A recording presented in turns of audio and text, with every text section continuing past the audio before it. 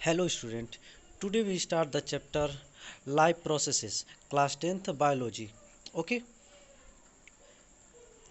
first of all we know about characters of living beings. इस chapter को पढ़ने के पहले हमें पता लगाना है कि लिविंग बींग्स क्या हैं, उनमें क्या कैरेक्टर हैं जो नॉन लिविंग बींग से वो अलग हैं। तो यहाँ डिफरेंट कैरेक्टर हैं जिससे वो नॉन लिविंग बींग से अलग होते हैं। तो लिविंग बींग मीन्स क्या कैरेक्टर होते हैं, जैसे nutrition, respiration, movement, excretion, growth, reproduction, sensitivity. ये जो डिफरेंट प्रोसेस हैं, डिफरेंट कैरेक्टर हैं, इससे कोई भी living beings non living being से अलग होता है। Okay okay then life processes, जैसा कि चैप्टर का नाम है लाइफ प्रोसेसेस। तो लाइफ प्रोसेसेस होता क्या है? The basic functions performed by living organisms to maintain their life on this earth are called life processes.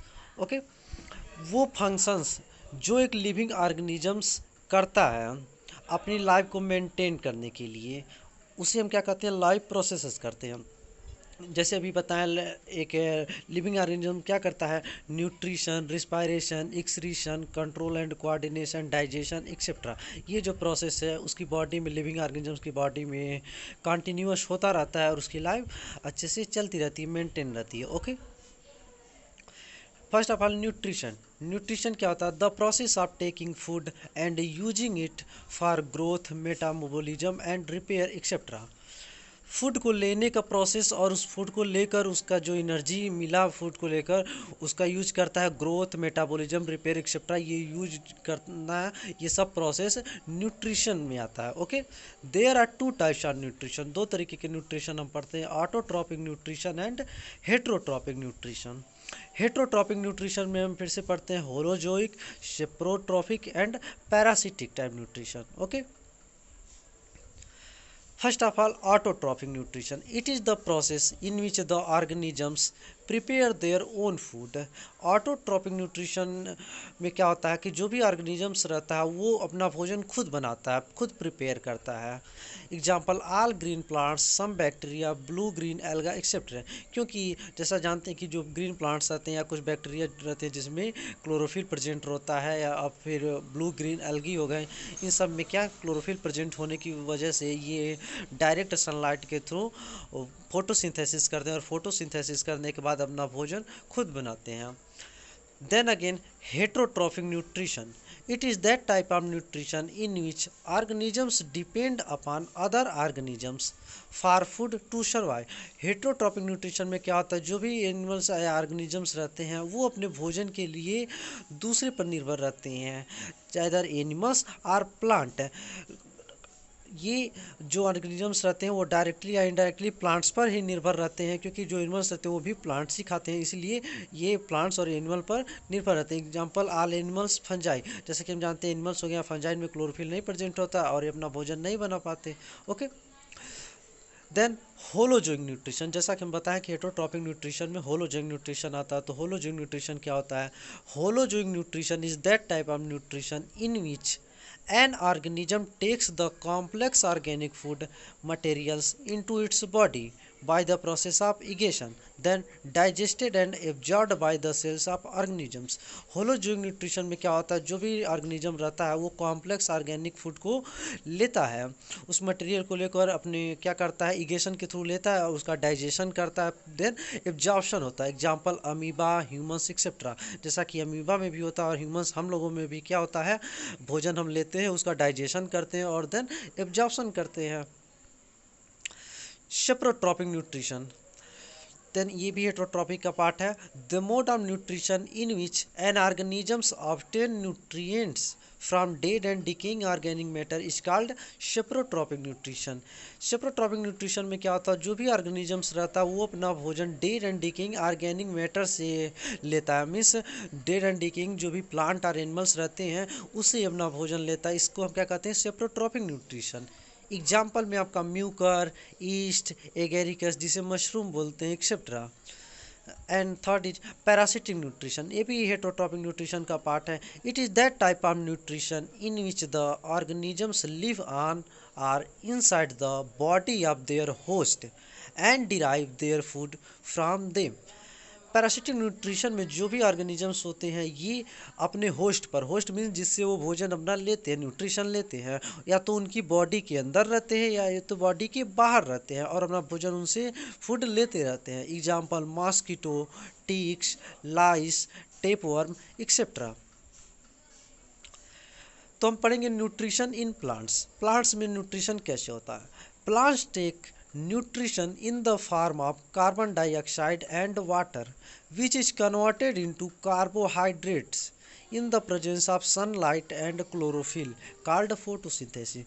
जो भी प्लांट्स रहते हैं ग्रीन प्लांट्स वो न्यूट्रिशन कैसे लेते हैं, by the process of photosynthesis. Photosynthesis में क्या करते हैं वो कार्बन डाइऑक्साइड और वाटर का यूज करके उसको कन्वर्ट कर देते हैं कार्बोहाइड्रेट्स में इन प्रेजेंस ऑफ सनलाइट और क्लोरोफिल के प्रेजेंट में। ओके, क्या क्या होता है फॉलोइंग इवेंट्स अगर फोटोसिंथेसिस में क्या क्या होता है। Absorption of light energy by chlorophyll.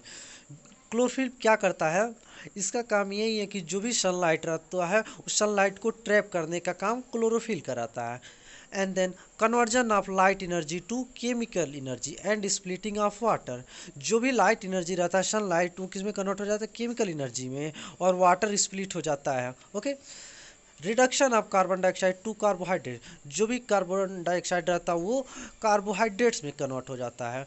Carbohydrates are stored in the form of starch. ये कार्बोहाइड्रेट्स रहता है जो कि एनर्जी है, ये प्लांट यूज करता है अपना डेवलपमेंट में, ग्रोथ में, ओके, रिस्पायरेशन में। लेकिन जो एक्स्ट्रा रहता है कार्बोहाइड्रेट वो अपने अंदर स्टार्च के फॉर्म में प्लांट यूज कर लेता है। जैसे एनिमल्स में जो भी एक्स्ट्रा रहता है वो ग्लाइकोजन के फॉर्म में स्टोर होता है, उसी प्रकार प्लांट में कार्बोहाइड्रेट स्टार्च के फॉर्म में स्टोर होता है। ओके, अब हम पढ़ते हैं stomata. Stomata are tiny pores present on the epidermis of leaves surrounded by kidney shaped two guard cells। Stomata क्या होता है, छोटा सा छिद्र होता है, पतले पतले ये टाइनी पोर्स होते हैं, ये लीव्स के एपिडर्मिस पर प्रेजेंट होते हैं जो कि दो गार्ड सेल से घिरे रहते हैं। Opening and closing of stomata is depend on guard cells. ये छिद्र का खुलना या बंद होना, opening and closing of stomata, ये किस पर, गार्ड सेल्स पर डिपेंड करते हैं। When guard cells swell, water flow into them, stomata open। जब वाटर जो है गार्ड सेल में भर जाता है तो वो फूल जाते हैं, स्वेल कर जाते हैं और स्टोमेटा अपने यहाँ खुल जाता है। When guard cells shrinks, stomata close। लेकिन जो ही वाटर वहाँ से स्प्लिट होता है तो गार्ड सेल क्या होता है, श्रिंक कर जाता है, दब जाता है और स्टोमेटा अपने आप क्लोज हो जाता है। Exchange of gases and transpiration occur through stomata. Stomata के थ्रू क्या होता है, जो भी गैसों का एक्सचेंज होता है ऑक्सीजन कार्बन डाइऑक्साइड प्लांट के थ्रू, या फिर ट्रांसपायरेशन मीन्स वाटर लॉस जो भी होता है वो स्टोमेटा के थ्रू होता है। Now nutrition in amoeba. Amoeba में न्यूट्रिशन किस टाइप का होता है, हम जानते हैं कि अमीबा में होलोजोइक टाइप ऑफ न्यूट्रिशन होता है। Amoeba takes in food using temporary finger like extension of the cell surface which fuse over the food particle forming food vacuole. Amoeba अपना भोजन कैसे लेता है, हम जानते हैं अमीबा की शेप निश्चित नहीं रहता है, ये इंडिफिनिट शेप रहता है। ये क्या करता है, अपनी फूड पार्टिकल के पास जाता है और एक फिंगर लाइक एक्सटेंशन निकालता है बॉडी से, तो वो क्या बना लेता है, एक फूड वैक्यूल बना लेता है। ओके, अब क्या करता है, inside food vacuole complex substances are broken down into simpler ones which then diffuse into cytoplasm. अब वो फूड वैक्यूल अपनी बॉडी के अंदर ले लेता है और क्या करता है, उसमें डाइजेशन करता है फूड वैक्यूल में, देन डिफ्यूजन के प्रोसेस से एब्जॉर्प्शन हो जाता है साइटोप्लाज्म में, उसकी बॉडी के अंदर चला जाता है।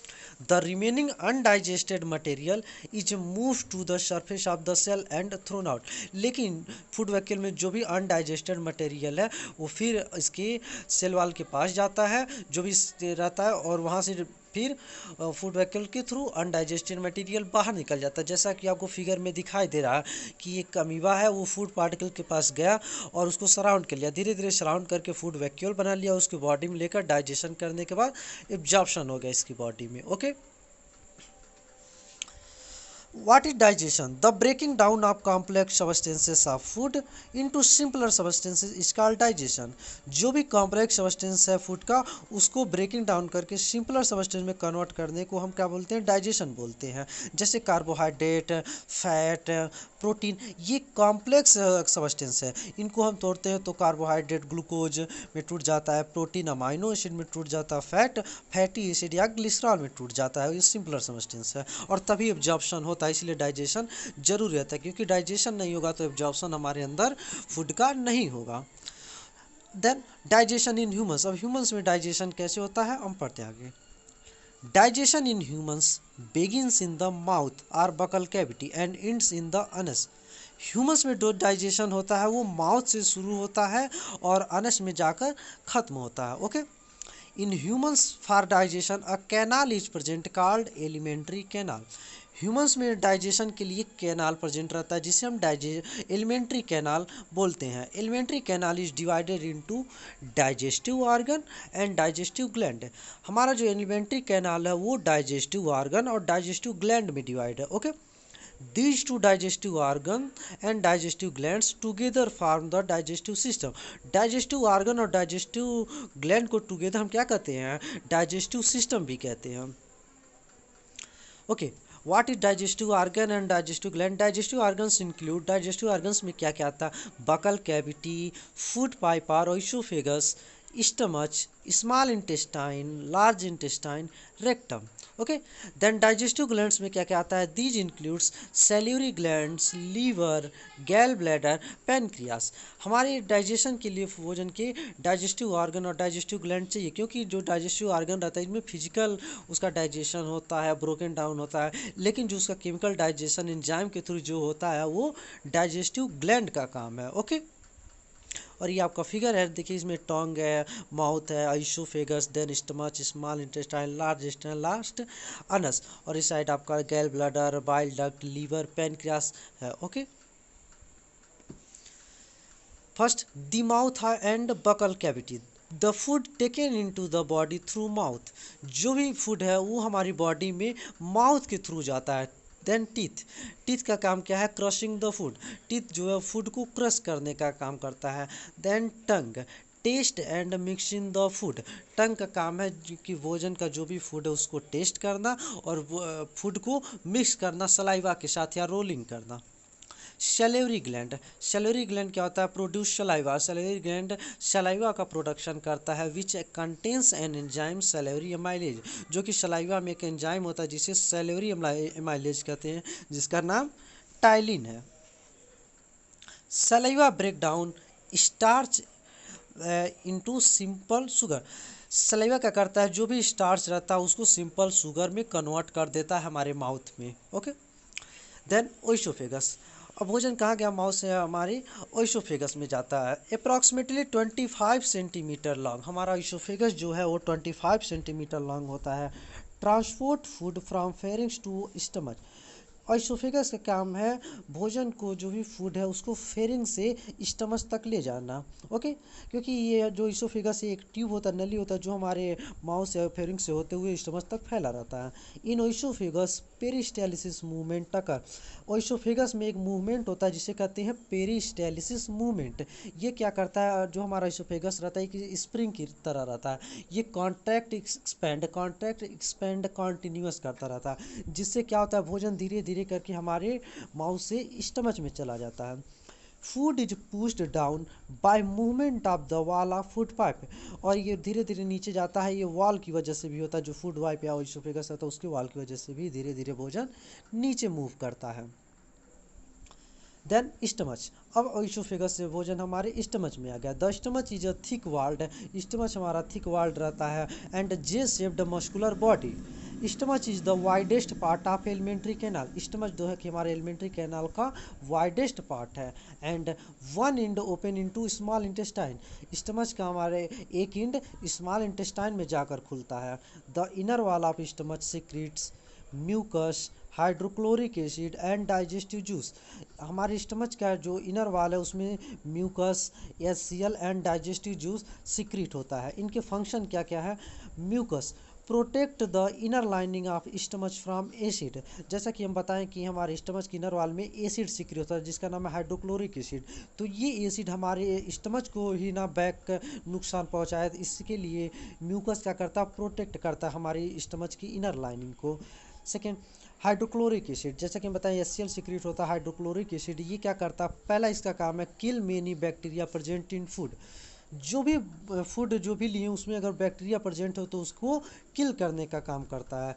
And make the medium acidic, और भोजन का जो मीडियम है उसको एसिडिक बनाता है। क्यों? क्योंकि अगर एसिडिक नहीं भोजन बनेगा तो उस पर एंजाइम का असर नहीं होगा, फिर उसका एब्जॉर्प्शन या ब्रेकडाउन नहीं हो पाएगा, तो इसीलिए उसको एसिडिक बनाना जरूरी रहता है। Then digestive juice breaks the proteins into simpler substance. Digestive juice का काम है जो भी प्रोटीन है उसको सिंपल सब्सटेंस में तोड़ना, मीन्स हमारे स्टमच में प्रोटीन का डाइजेशन शुरू हो जाता है। Now liver, largest gland of the body. Liver हमारा जानते हैं कि लार्जेस्ट ग्लैंड होता है हमारी बॉडी का, रेडिश ब्राउन ग्लैंड है, इसका कलर जो होता है रेडिश ब्राउन होता है। इट्स वेट अबाउट 1.5 kg, इसका वेट जो है 1.5 kg होता है। It secretes bile juice which stores in gall bladder. Liver एक सिक्रेट करता है, बाइल जूस सिक्रेट करता है, जो कि हमारे लीवर के ऊपर एक ग्लैंड प्रेजेंट रहता है जिसका नाम है गैल ब्लैडर, उसमें जाकर स्टोर होता है गैल ब्लैडर में bile. Bile juice play an important role in digestion of fats. Bile juice का एक काम क्या है इम्पॉर्टेंट, ये फैट के डाइजेशन के लिए रिस्पॉन्सिबल है। ये इमल्सिफिकेशन फैट का करता है जाकर स्मॉल इंटेस्टाइन में, और तब उसका डाइजेशन स्टार्ट होता है। लीवर हैव नो एंजाइम्स, हमारे लीवर में कोई एंजाइम नहीं प्रेजेंट होता है। Function, filter the blood coming from the digestive tract. Liver का काम क्या है, ये ब्लड को फिल्टर करने का काम है जो भी डाइजेस्टिव ट्रैक्ट से ब्लड आता है।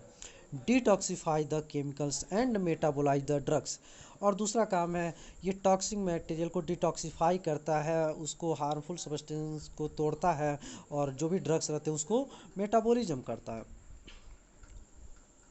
अगेन पेनक्रियास, पेनक्रियास क्या है, पेनक्रियास हमारी बॉडी में जानते हैं इंडोक्राइन और एक्सोक्राइन दोनों फंक्शन करता है। ये एक्सोक्राइन ग्लैंड भी है और इंडोक्राइन ग्लैंड भी है। Pancreas is a large cream coloured gland. Pancreas कैसा है, लार्ज है, क्रीम कलर्ड है, और ये लीफ लाइक होता है। ये हम कहाँ प्रेजेंट होता है, it lies just below the stomach, ये हमारे स्टमच और स्मॉल इंटेस्टाइन के बीच में लीफ लाइक हो रहता है, प्रेजेंट होता है। It contains enzyme pepsin and trypsin, हमारे पेनक्रियास में एंजाइम होता है पेप्सिन और trypsin. Function, pancreatic juice acts on carbohydrates fats and proteins. Pancreatic juice के हमारे कार्बोहाइड्रेट्स फैट प्रोटीन सब पर अटैक करता है, सबको डाइजेशन करता है और चेंज करता है सिंपलर फॉर्म में। ट्रिप्सिन, ट्रिप्सिन क्या करता है, trypsin converts protein into amino acid, protein को अमाइनो एसिड में ब्रेक डाउन करता है। And lipase converts fats into fatty acid and glycerol. Lipase क्या करता है, फैट को फैटी एसिड और ग्लिसरॉल में कन्वर्ट करता है, जो कि और पेप्सिन क्या करता है, प्रोटीन्स को कन्वर्ट करता है अमाइनो एसिड में। ओके, पेप्सिन ट्रिप्सिन लाइपेज ये एक्सेट्रा ये सब एंजाइम हमारे पेनक्रियास में होते हैं। स्मॉल इंटेस्टाइन, अब हम आते हैं स्मॉल इंटेस्टाइन, ये क्या होता है, it is highly coiled 7.5 metre long. Small intestine जो होता है हाईली क्वाइल्ड होता है, मीन्स ज़्यादा क्वाइल्ड इसमें होता है, और ये 7.5 मीटर लॉन्ग होता है। It receives secretion from liver and pancreas. Small intestine में क्या, जो भी लीवर से बाइल जूस सिक्रेट होता है, पेनक्रियास से एंजाइम सिक्रेट होता है, ये सीधे स्मॉल इंटेस्टाइन में जाता है। ओके, फंक्शन क्या करता है, absorption in small intestine, means हमारे स्मॉल इंटेस्टाइन में जो भी डाइजेशन हुआ है, लेकिन एब्जॉर्प्शन भोजन का हमारे स्मॉल इंटेस्टाइन में ही होता है।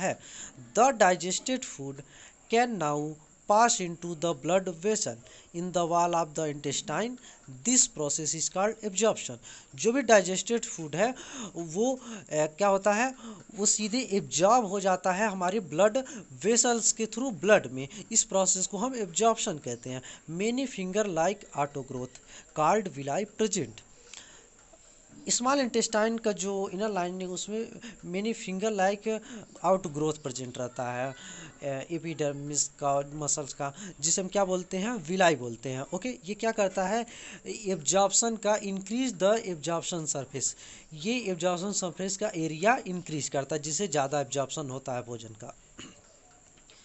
Now assimilation, the absorbed substances are transported via the blood vessels to different organs of the body where they are used to build complex substances such as proteins etc. जो भी भोजन हमारे food absorb हुआ है हमारी blood में, जैसे amino acid, fatty acid, glucose etcetera, अब ये हमारी बॉडी में पूरी फैलते रहते हैं, लेकिन जहाँ ज़रूरत होता है, जैसे हमें कहीं प्रोटीन की ज़रूरत हो तो फिर अमाइनो एसिड मिलकर प्रोटीन बना देते हैं, ग्लूकोज कार्बोहाइड्रेट बना देते हैं, तो इस प्रोसेस को कहते हैं assimilation. Now large intestine. Large intestine क्या है? स्मॉल इंटेस्टाइन के बाद लार्ज इंटेस्टाइन आता है। Wider and shorter than small intestine, ये स्मॉल इंटेस्टाइन से चौड़े होते हैं और उससे लेकिन स्मॉल इंटेस्टाइन से छोटे होते हैं। It is about 1.5 metre long, ये 1.5 मीटर लॉन्ग होते हैं। Function, its main function is to absorb water and some salts from the undigested food material. Large intestine का क्या काम है? जो भी भोजन मान लीजिए कोई अनडाइजेस्टेड फूड है जो का डाइजेशन नहीं हो पाए स्मॉल इंटेस्टाइन में, तो उससे क्या करते हैं, वाटर और साल्ट को एब्जॉर्ब कर लेते हैं और क्या होता है, remain waste passes into rectum, जो भी वेस्ट बचता है उसको रेक्टम में पास कर देते हैं। Now respiration. रिस्पायरेशन क्या होता है? Respiration is the biochemical process in which the cells of an organism obtain energy by combining oxygen and glucose, resulting in the release of carbon dioxide, water and energy. Okay, respiration में क्या होता है? ये एक तरीके का biochemical process है। इसमें क्या करता है, ऑर्गेनिज्म का जो सेल्स रहता है वो एनर्जी को ऑब्टेन करने के लिए क्या लेता है, ऑक्सीजन लेता है, जो कि रिस्पायरेशन के थ्रू आता है। और ऑक्सीजन क्या करता है, ग्लूकोज को तोड़ता है। वो क्या करता है, ग्लूकोज को तोड़ता है कार्बन डाइऑक्साइड और वाटर और एनर्जी में, और उस एनर्जी का हम लोग यूज करते हैं। टू टाइप्स ऑफ रिस्पायरेशन, हम लोग रिस्पायरेशन टू टाइप्स का पढ़ते हैं, anaerobic respiration and aerobic respiration. जैसा कि नाम से क्लियर है, first anaerobic respiration, it is that type of respiration which does not use oxygen for producing energy. Anaerobic respiration में ऑक्सीजन नेसेसरी नहीं रहता है एनर्जी प्रोड्यूस करने के लिए। ओके, एग्जांपल ईस्ट में जो रिस्पायरेशन होता है वो एनएरोबिक होता है। Second, aerobic respiration, it is that type of respiration in which oxygen is necessary for producing energy. Aerobic respiration में क्या होता है, ऑक्सीजन नेसेसरी होता है ऑक्सीजन प्रोड्यूस करने के लिए। एग्जांपल एनिमल्स, जो भी एनिमल्स रहते हैं इसमें एरोबिक रिस्पायरेशन होता है। ओके, रिस्पायरेशन में क्या होता है? First of all, the first step is the breakdown of glucose और 6 carbon molecule into a 3 carbon molecule called pyruvate. जैसे कि हम जानते हैं कि ऑक्सीजन लेते हैं हम लोग रिस्पायरेशन के थ्रू, ब्रीथिंग के थ्रू, तो इसमें क्या होता है, ग्लूकोज का पहले ब्रेकडाउन होगा फर्स्ट स्टेप में, चाहे वो किसी भी तरीके का हो। ग्लूकोज का ब्रेकडाउन होगा, वो क्या होगा, जैसा कि ग्लूकोज जानते हैं 6 कार्बन उसमें होता है, 6 कार्बन मालिक्यूल है, तो वो 3 कार्बन मालिक्यूल पायरुवेट में कन्वर्ट हो जाएगा, जिसे हम ग्लाइकोलाइसिस बोलते हैं इस प्रोसेस को। This process takes in the cytoplasm, और ये प्रोसेस हमारे साइटोप्लाज्म में होता है। देखिए फिगर में दिखाया गया, ग्लूकोज 6 कार्बन मालिक्यूल है, साइटोप्लाज्म में क्या हुआ, कन्वर्ट हो गया पायरुवेट में। इसके बाद ईस्ट में एब्सेंस ऑफ एयर में क्या होता है, इथेनॉल कार्बन डाइऑक्साइड बनता है। हमारे मसल्स में अगर ऑक्सीजन कम है तो लैक्टिक एसिड में कन्वर्ट हो जाता है। लेकिन हमारे माइटोकॉन्ड्रिया में ऑक्सीजन के प्रेजेंट में carbon dioxide, water and energy बनाता है, जो कि आगे हम डिटेल में पढ़ेंगे। तो first of all respiration in east, जो कि पायरुवेट बन चुका है ग्लूकोज से, तो अब हम क्या बोलेंगे, respiration in yeast. In this the pyruvate may be converted into ethanol and carbon dioxide. जो पायरुवेट बन चुका है ये ऑक्सीजन के एब्सेंट में पायरुवेट इथेनॉल और कार्बन डाइऑक्साइड में कन्वर्ट होता है। Okay, this process takes place in yeast called fermentation in the absence of air, और इस प्रोसेस को हम फर्मेंटेशन भी बोलते हैं। Respiration in muscle, when there is lack of oxygen in our muscle cells, another pathway for the breaking of pyruvate is taken। जब हमारे muscles में ऑक्सीजन की कमी हो जाती है तब हमारे जो भी अंदर रिस्पायरेशन होता है, पायरुवेट का ब्रेकडाउन होता है, दूसरे प्रोसेस से होता है। जैसे हम कोई भी एक्सरसाइज या काम करके आए तो हमारे अंदर ऑक्सीजन की कमी हो जाती है, हमारे मसल्स में ऑक्सीजन कम पहुंच पाता है, तब हमारे अंदर के दूसरा तरीके का रिस्पायरेशन होने लगता है। होता क्या है इसमें actually, pyruvate converted into lactic acid, जो भी पायरुवेट है वो एटीपी में ना कन्वर्ट होकर वो लैक्टिक एसिड बन जाता है। ओके, और फिर क्या होता है, lactic acid causes cramps in our body, lactic acids की वजह से हमारी बॉडी में क्रैम्प्स होने लगता है, मीन्स हमारी जो मसल्स रहती हैं, जो हाथ पैर रहते हैं, जहाँ पर बना रहता है लैक्टिक एसिड, वहाँ दर्द होने लगता है, दुखने लगता है। नाउ रिस्पायरेशन इन माइटोकॉन्ड्रिया, ये हमारे बॉडी के अंदर होता है। क्या होता है, in the presence of air 3 carbon pyruvate molecule breaks up the 3 molecule of carbon dioxide and water and energy. ये माइटोकॉन्ड्रिया में होता है, इसमें जो भी पायरुवेट रहता है वो कार्बन डाइऑक्साइड, वाटर और लास्ट में हमें एनर्जी के फॉर्म में एटीपी जो रहता है उस फॉर्म में एनर्जी हमें मिलती है। एटीपी क्या होता है, एटीपी का फुल फॉर्म है adenosine triphosphate. ATP is the energy currency for most cellular process. ATP क्या है, जो भी हमारे अंदर प्रोसेस रहता है उसमें एनर्जी करेंसी का काम करता है। The energy released during the process of respiration is used to make an ATP molecule from ADP and inorganic phosphate. जो भी एनर्जी हमारे रिस्पायरेशन के थ्रू जो भी एनर्जी निकलती है वो एटीपी में कन्वर्ट होता है। कैसे, एडीपी और इनऑर्गेनिक फॉस्फेट मिलकर क्या बन जाता है, एटीपी में कन्वर्ट हो जाते हैं। नाउ रिस्पायरेशन इन प्लांट्स, प्लांट्स में कैसे रिस्पायरेशन होता है, plants exchange gases through stomata and large intercellular spaces. Plant में गैसों का एक्सचेंज स्टोमेटा के थ्रू होता है, जो कि हम पता है छोटे छोटे छिद्र होते हैं लिप्स पर, और क्या, लार्ज इंटरसेलुलर स्पेस, उसके अंदर जो इंटरसेलुलर स्पेस जो सेल्स के बीच में प्रेजेंट रहता है उसके थ्रू रिस्पायरेशन या एक्सचेंज गैसेस का होता है। Carbon dioxide and oxygen are exchange by diffusion process, जो कि हमने बताया कि गैसों का होता है एक्सचेंज, जैसे ऑक्सीजन कार्बन डाइऑक्साइड हो गया, ये डिफ्यूजन प्रोसेस से होता है। मीन्स जिधर कंसंट्रेशन ज़्यादा है उधर से जिधर कंसंट्रेशन लो है अपने आप उधर की तरफ मूव करना शुरू कर देते हैं। At night when there is no photosynthesis occurring, carbon dioxide elimination occur।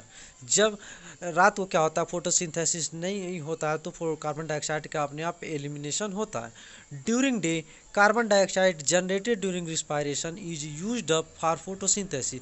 दिन में क्या होता है, जो कार्बन डाइऑक्साइड जो भी जनरेट होता है रिस्पायरेशन के थ्रू एनिमल बॉडी में, वो क्या वो फिर से फोटोसिंथेसिस में यूज हो जाता है। जैसे एनिमल्स लिए, एनिमल्स कार्बन डाइऑक्साइड जनरेट किए, जो कि प्लांट कार्बन डाइऑक्साइड का वो यूज कर लेता है फोटोसिंथेसिस में, hence no carbon dioxide release, इसलिए कार्बन डाइऑक्साइड उससे रिलीज नहीं हो पाता प्लांट से। दिन में oxygen release is the major event at this time, लेकिन इस टाइम डे टाइम में क्या होता है, ऑक्सीजन जरूर रिलीज होता है प्लांट से। Now respiration in aquatic animal, aquatic animals में रिस्पायरेशन कैसे होता है, the amount of dissolved oxygen is low compare to the amount of oxygen in air. हम जानते हैं कि जो भी डिजॉल्व ऑक्सीजन रहता है पानी के अंदर, जो भी वाटर के अंदर ऑक्सीजन है वो कम रहता है इन कंपेरिजन टू हमारे एयर में ऑक्सीजन हम ज़्यादा रहता है। The rate of breathing in aquatic animals or organisms is much faster than that of terrestrial animals. इसीलिए जो भी ब्रीथिंग रेट रहता है वो एक्वाटिक ऑर्गेनिज्म का फास्टर रहता है टेरेस्ट्रियल एनिमल की ज़्यादा की तुलना में, क्योंकि डिजॉल्व ऑक्सीजन कम रहता है, इसलिए वो जल्दी जल्दी रिस्पायरेशन ब्रीथिंग करते हैं।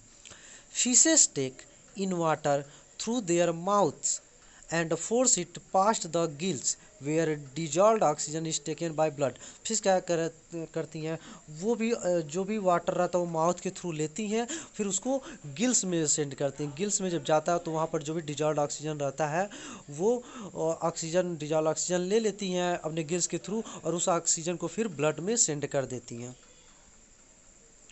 Now respiration in terrestrial animal humans, अब ह्यूमंस में रिस्पायरेशन कैसे होता है, humans have different organ for respiration like nostril, लैरिंग्स, pharynx, trachea, bronchial, lung. Okay, first nostril, air is taken into the mouth through nostril. जो air होता है mouth में किसके थ्रू लेते हैं, नॉस्ट्रिल के थ्रू लेते हैं, नोज के थ्रू लेते हैं। This air is filtered by hair and mucus in nostril. और इस एयर में हम जानते हैं बहुत सारे डस्ट पार्टिकल या फिर बैक्टीरिया प्रेजेंट रहते हैं, ये हमारे हेयर जो भी नॉस्ट्रिल में हेयर और म्यूकस प्रेजेंट रहता है उससे ये फिल्टर हो जाते हैं। Now pharynx, pharynx passage behind the nasal chamber and serves as common duct for air and blood। ये एक पैसेज होता है, एक ट्यूब होता है हमारे नजल चैम्बर के पीछे, जो कि एक कॉमन डक्ट है, एयर और फूड के लिए एक कॉमन डक्ट होता है। ओके। लैरिंग्स आल्सो का known as sound box help in sound production. Larynx जो होता है इसे हम साउंड बॉक्स बोलते हैं। जो भी हमारा साउंड होता है कंपन के थ्रू ये वाइब्रेशन होता है और हमारा साउंड जो भी ये वॉइस निकल रही है ये लेरिंग्स के थ्रू प्रोड्यूस होता है। Now epiglottis flap like structure covers the glottis and prevents entering of food। Epiglottis क्या होता है? ये फ्लैप लाइक ये एक स्ट्रक्चर होता है जो ग्लॉटिस को कवर करता है कि उसके अंदर कहीं फूड इंटर ना हो जाए, वो एयर पास करने के लिए ओनली होता है। Okay. Now trachea. Trachea is a long tube passing through the mid thoracic cavity. Trachea जो होता है वो लॉन्ग ट्यूब है जो कि हमारे थोरैकिक कैविटी से पास करता है। ओके। ब्रोंकाई। ब्रोंकाई क्या होता है? Trachea divides into left and right bronchi. हम देते हैं ट्रैकिया लेफ्ट एंड राइट फिर से डिवाइड हो जाता है जिसे हम ब्रोंकाई बोलते हैं, लेफ्ट ब्रोंकाई राइट ब्रोंकाई। अब क्या होता है? Bronchioles. Each bronchi divide into bronchioles. अब जो भी ब्रोंकाई है और वो छोटे छोटे पतले पतले ब्रोंक्यूल्स में डिवाइड हो जाते हैं जो कि ब्रांचेज होता है। Now alveoli. The bronchioles end up into the balloon like structure known as the alveoli. अब ये ब्रोंक्यूल्स क्या होता है? ब्रोंक्यूल्स जाकर छोटे छोटे बैलून लाइक स्ट्रक्चर में मिलते हैं जिनको हम एल्वियोलाई बोलते हैं या एयर सैक बोलते हैं। देखिए इसमें दिखाई दे रहा है आपका नजल चैम्बर है, फेरिंग्स, फेरिंग्स से लेरिंग्स, लेरिंग्स से हमारा ट्रैकिया है। ट्रैकिया का हुआ है दो लेफ्ट एंड राइट ब्रोंकाई में डिवाइड हो गया। ब्रोंकाई देन ब्रोंक्यूल्स में ब्रांचेज में डिवाइड हैं जो कि जाकर एक एयर सैक या एल्वेलाई में बहुत सारे मिल जाते हैं।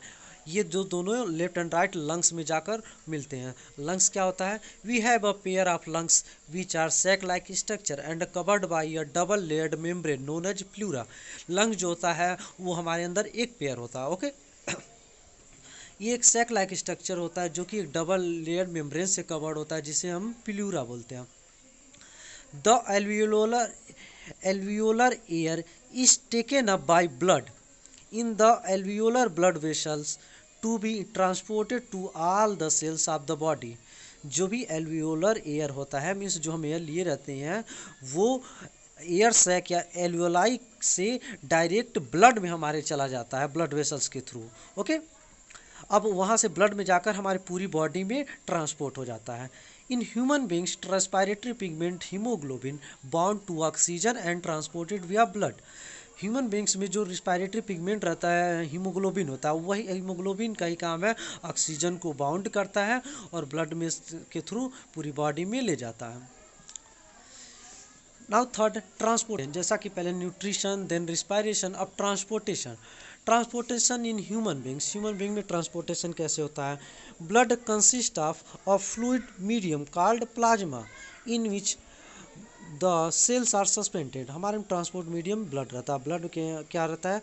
मीडियम रहता है जिसे हम प्लाज्मा बोलते हैं, जिसमें बहुत सारे सेल्स पड़े रहते हैं। जैसे plasma transport food, carbon dioxide and nitrogenous wastes. Plasma क्या ट्रांसपोर्ट करता है? Food, carbon dioxide, nitrogen waste जो में बचा रहता है उसको ट्रांसपोर्ट करने का काम करता है। And oxygen is transported by RBC. Oxygen का ट्रांसपोर्टेशन हमारे में आरबीसी के थ्रू होता है। जैसा कि ब्लड में हम जानते हैं कि आरबीसी रहता है, डब्ल्यूबीसी रहता है, प्लेटलेट्स होता है। Heart. The heart is a muscular organ. Heart हमारा क्या एक मस्कुलर आर्गन है। ह्यूमन हार्ट है 4 चेम्बर्ड। हमारा हार्ट जो रहता है ह्यूमन से बट 4 चेम्बर्ड रहता है जिसके नाम कुछ इस तरह हैं: right auricle and left auricle, right ventricle and left ventricle.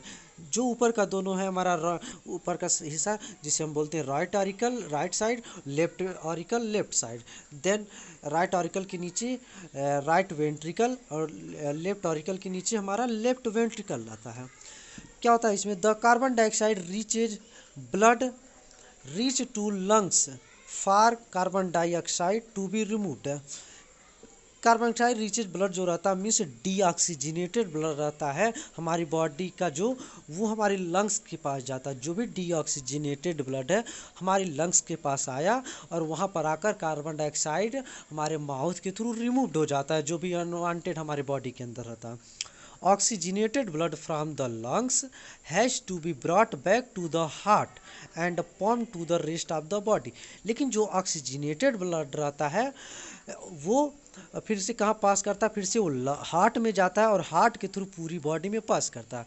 इसका मतलब हम समझ गए क्या होता है कि ऑक्सीजनेटेड ब्लड हार्ट में जाता है और हार्ट के थ्रू पूरी बॉडी में पास करता है और पूरी बॉडी से जो डीऑक्सीजनेटेड ब्लड फिर से हमारे लंग्स में आता है और लंग्स के थ्रू एक कार्बन डाइऑक्साइड बाहर निकल जाता है। ब्लड फ्लो मैकेनिज्म, जो हमारी पूरी बॉडी में ब्लड का फ्लो होता है वो कैसे किस पथ से होकर जाता है, कैसे कैसे जाता है, हम इसमें देखेंगे। Oxygen rich blood from the lungs comes to left auricle. पहले क्या होता है, जो भी हम ऑक्सीजन लिए वो ब्लड में जाता है तो वो ऑक्सीजनेटेड ब्लड जो वो लंग्स से होकर सबसे पहले लेफ्ट ऑरिकल में जाता है। Then this auricle then contracts so that blood transfer to left ventricle. ये जो हमारा ऑरिकल है लेफ्ट ऑरिकल, ये कॉन्ट्रैक्ट होता है।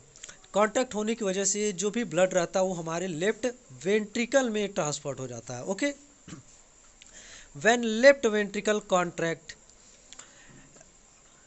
Blood pumped out the body. Okay, अब जैसे लेफ्ट ऑरिकल कॉन्ट्रैक्ट हुआ, लेफ्ट वेंट्रिकल में गया। जब लेफ्ट वेंट्रिकल कॉन्ट्रैक्ट होता है तो वो ब्लड एक प्रेशर के थ्रू हमारी पूरी बॉडी में चला जाता है। ओके, अब पूरी बॉडी पर हमारा ब्लड चला गया, अब क्या होता है, deoxygenated blood comes from the body to the right auricle. जो भी डीऑक्सीजनेटेड ब्लड है, जैसे ऑक्सीजनेशन होने के बाद पूरी बॉडी में जाने के बाद जो भी अब उसमें वेस्ट मटेरियल आ गया, कार्बन डाइऑक्साइड मिक्स हो गया, जिसे हम डीऑक्सीजनेटेड बोलते हैं, तो वो डीऑक्सीजनेटेड ब्लड जो रहता है वो हमारी बॉडी के थ्रू फिर कहाँ आता है, राइट ऑरिकल में सीधे आता है। फिर क्या होता है, as the right auricle contracts blood transfer to the right ventricle. पूरी जो राइट ऑरिकल है वो उसका ब्लड क्या होता है, जब राइट ऑरिकल कॉन्ट्रैक्ट करता है तो राइट वेंट्रिकल में जाता है, which then pump to the lungs for oxidant. फिर राइट वेंट्रिकल से वो ब्लड हमारे लंग्स में आ जाता है, फिर ऑक्सीजनेशन होता है, फिर हमारे लेफ्ट ऑरिकल, लेफ्ट वेंट्रिकल, पूरी बॉडी में गया, फिर right auricle, left auricle and then lungs. Okay, then oxygen enter the blood in lungs, और ऑक्सीजन जो है वो इंटर कर जाता है ब्लड में लंग्स के थ्रू। ये आपका इमेज है, आप लोग देख लीजिए।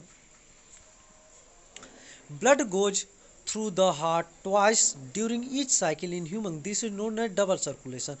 इस पूरी प्रोसेस को होने में जो भी ब्लड है वो 2 बार हमारे हार्ट में से होकर गुजरता है, इसलिए इस प्रोसेस को हम क्या कहते हैं, डबल सर्कुलेशन कहते हैं।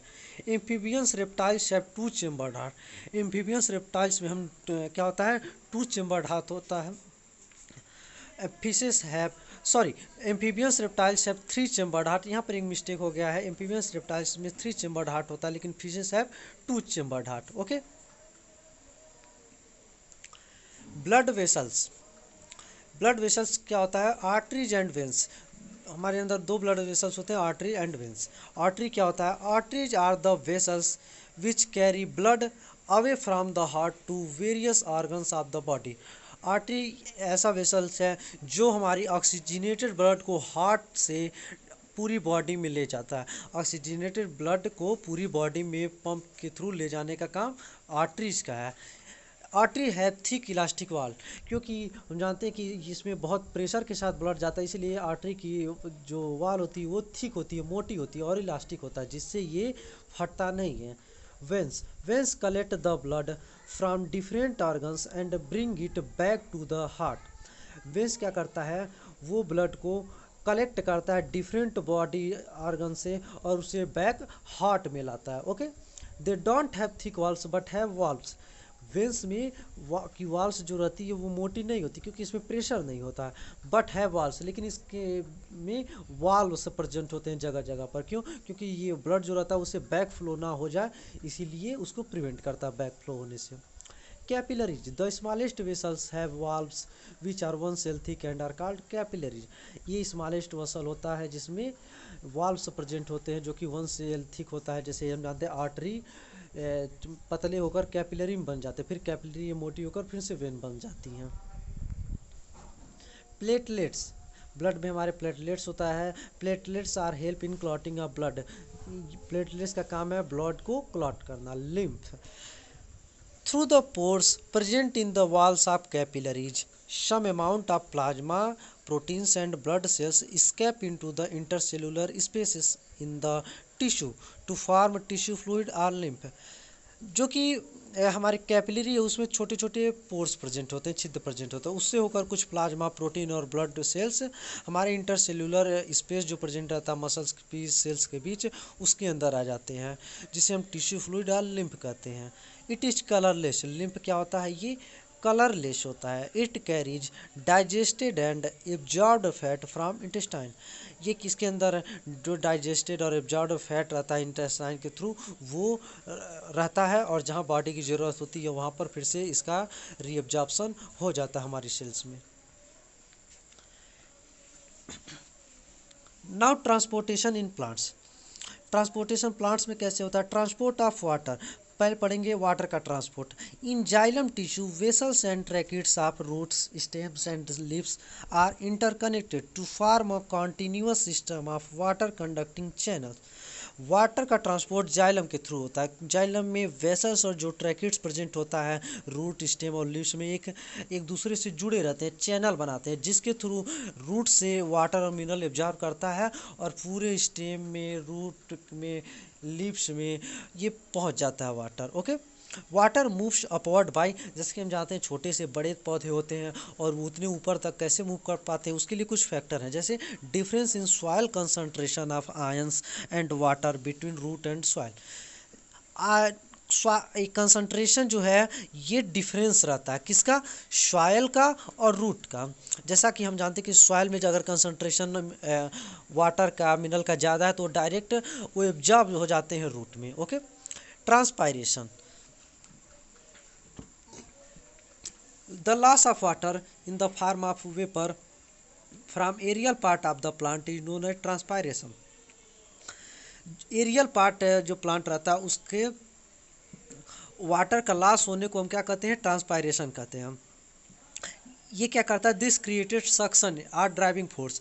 ये क्या करता है? जब हमारे लिप से वाटर का लॉस होता है तो ये एक सक्शन ड्राइविंग फोर्स का काम करता है। जब वाटर लॉस लिप्स से होगा तो वो डायरेक्ट एक ड्राइविंग फोर्स क्रिएट करेगा जिससे रूट के थ्रू वाटर का एब्जॉर्प्शन होने लगेगा। ओके। और पूरा ऊपर तक ये वाटर चढ़ जाता है हमारे प्लांट तक। Evaporation by stomata.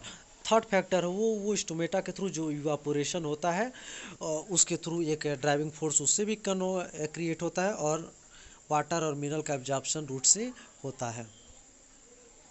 Transport of food and other substance. Plant में फूड का और अदर सब्सटेंस उसका ट्रांसपोर्टेशन कैसे होता है? क्योंकि भोजन हमारे लिप्स में फोटोसिंथेसिस के थ्रू बनता है। The transport of soluble products of photosynthesis is called translocation.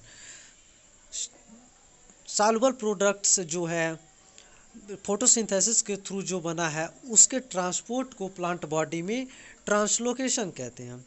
It occur in the part of vascular tissue known as phloem. ये फ्लोएम के थ्रू होता है। Translocation of food and other substance takes in sieve tubes. जो कि phloem में एक sieve tubes पाया जाता है उसके थ्रू ट्रांसलोकेशन फूड और अदर सब्सटेंस का होता है। Now excretion. फोर्थ है आपका excretion. The biological process involves in the removal of harmful metabolic waste from the body is called excretion. Excretion क्या है? वो बायोलॉजिकल प्रोसेस है जिसमें involve in the removal of harmful metabolic waste. जो भी हमारे अंदर वेस्ट मटेरियल बचा है उसको रिमूव करने के प्रोसेस को हम क्या कहते हैं? एक्सक्रीशन। एक्सक्रीशन इन ह्यूमन बींग्स। ह्यूमन बींग्स में कैसे होता है? The excretory system of human beings includes a pair of kidney, a pair of ureters, an urinary bladder and an urethra. हमारे अंदर एक्सक्रीटरी सिस्टम में क्या क्या आता है जानते हैं? एक पेयर किडनी आता है एंड उससे देखिए आपको दो दिखाई देगा यूरिटर, फिर आकर वो यूरिनरी ब्लैडर में गिरता है एंड देन यूरिथ्रा के थ्रू बाहर निकल जाता है। Urine produced in the kidney passes through ureters into the urinary bladder where it is stored and released through urethra.